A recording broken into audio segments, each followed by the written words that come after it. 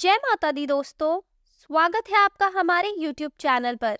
आज मैं आपको इस वीडियो में सुनाऊंगी अक्षय तृतीया के दिन सुनी जाने वाली कथा।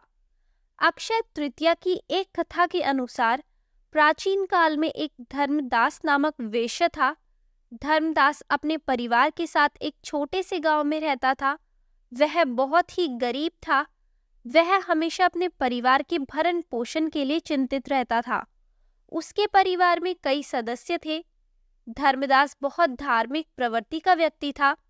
उसका सदाचार तथा देव एवं ब्राह्मणों के प्रति उसकी श्रद्धा अत्यधिक प्रसिद्ध थी।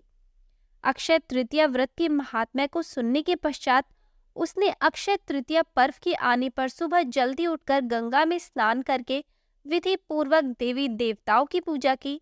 व्रत के दिन सामर्थ्य अनुसार जल से भरे घड़े, पंखे, जौ, सत्तू, चावल, नमक, गेहूं, गुड़, घी, दही, सोना तथा वस्त्र आदि वस्तुएं भगवान के चरणों में रखकर ब्राह्मणों को अर्पित की। यह सब दान देखकर धर्मदास के परिवार वाले तथा उसकी पत्नी ने उसे रोकने की कोशिश की। उन्होंने कहा कि अगर धर्मदास इतना सब कुछ दान में दे देगा तो उसके परिवार का पालन पोषण कैसे होगा। फिर भी धर्मदास अपने दान और पुण्य कर्म से विचलित नहीं हुआ और उसने ब्राह्मणों को कई प्रकार का दान दिया। उसके जीवन में जब भी अक्षय तृतीया का पावन पर्व आया, प्रत्येक बार धर्मदास ने विधि से इस दिन पूजा एवं दान आदि कर्म किया। अनेक रोगों से ग्रस्त तथा वृद्ध होने के उपरांत भी उसने उपवास करके धर्म कर्म और दान पुण्य किया। यही वेश्य दूसरे अगले जन्म में कुशावती का राजा हुआ।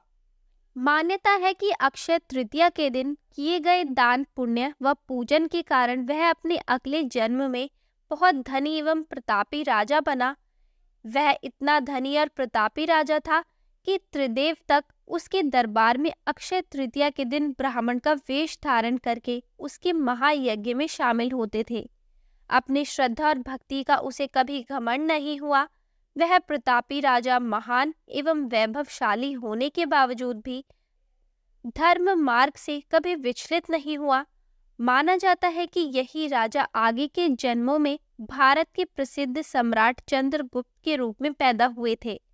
जैसे भगवान ने धर्मदास पर अपनी कृपा की, वैसे ही जो भी व्यक्ति इस अक्षय तृतीया की कथा का महत्व सुनता है और विधि विधान से पूजा एवं दान आदि करता है, उसे अक्षय पुण्य एवं यश की प्राप्ति होती है।